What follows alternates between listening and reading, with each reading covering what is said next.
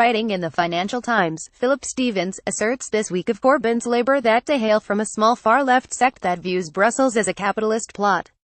Close and long-sufferingers of Brexit will know this position, affectionately, as lexit, and the left-wing version of Brexit is its clunkier title for those already past caring.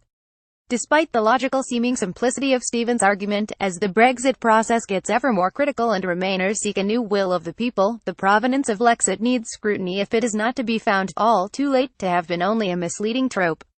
Firstly, it is important to recognize that lexit in the popular imagination and vocabulary does not really exist.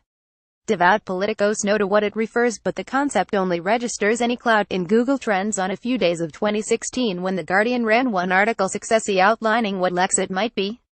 Perhaps that is not a problem. The idea does not need be popular currency to have hold in the minds of Corbyn and McDonnell, but even this is to succumb to the centrists' other laziness of thought by which Corbyn's Labour is compulsively to be regarded as homogeneous. It is to ignore that Diane Abbott avoided the Article 50 vote, Clive Lewis resigned as Shadow Business Secretary so as to disobey the whip on it, and the entire Labour project on Brexit is under the stewardship of hardened sleeve Europhile and open Remain backer, Keir Starmer QC. Why would professional political commentators be so reluctant to read the cards as they are being dealt, having already been shown that Momentum was predominantly not a Trotskyite cult that would alienate Labour from its voters? Lexit has maybe become the new guise for that old logic, and the judgment, or prejudgment, of many in the pundit class has been clouded by a need to see Labour as a threat and an extreme project. Commentators have speculated openly whether Corbyn's Labour see the chaos and financial collapse of Brexit as the ideal soil for a creative destruction out of which to grow socialism.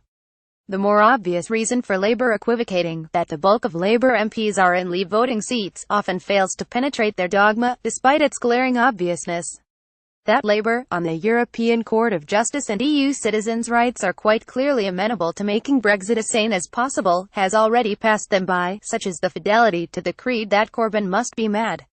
Fanatics always tend to see others in their own image, and it is arguably the fanatics of a shrinking centre who are now projecting their own mania onto rational actors within Labour. This is not to say that there are no old communists, anarchists and radicals who voted Leave in protest at the perception of the EU as a neoliberal order. There are. That group might be as statistically insignificant as Trotskyists are to Momentum's numbers, but that they do exist is as unquestionable as the fact that they are now being given outsized prominence. Perhaps the great irony here is that, while the left and centre-left work overtime to stress that railways can be nationalised, strategic industry subsidised and minimum wages raised inside the EU, centre-right financial pundits producing narrative journalism from opinion give credence to the myth of the EU neoliberal club. One recent good example of this was provided by The Economist, which in consecutive paragraphs reasoned that the city of Preston, much admired for its social, local procurement policy, was used to demonstrate why Corbyn might want out of EU rules. Both writer and editor failed to highlight what was so obvious but key. It seemed regrettably to have been missed that these admired policies were being implemented within the EU. All this leaves an urgent need to address the fact that lexit is the form by which a dwindling political centre and pundit class legitimizes a pre-existing certainty that Corbyn, having been found not unelectable, must in fact be dangerous. Fair enough, people always hold tight to their views in politics, politicos all the more so.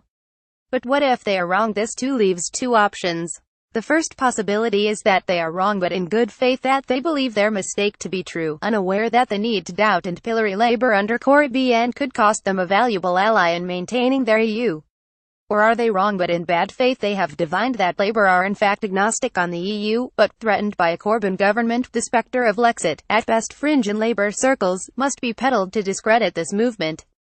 That none of the left's regular think tanks seem eager to elaborate on this lexit, that the Labour membership is overwhelmingly pro, become inconvenient but elided factors in the misnomer of the Brexit left. In one thing the pundit class are certainly right, even if their pejorative tone often associated with the statement is unnecessary. Corbyn and McDonnell will stop at nothing to get a UK built on social and economic justice. Where they in their mania are wrong is the failure to realise that nothing probably includes, in the right political circumstances, remaining in the EU. For any who would want that outcome, the priority should be creating those circumstances, and helping to drop the myth of lexit.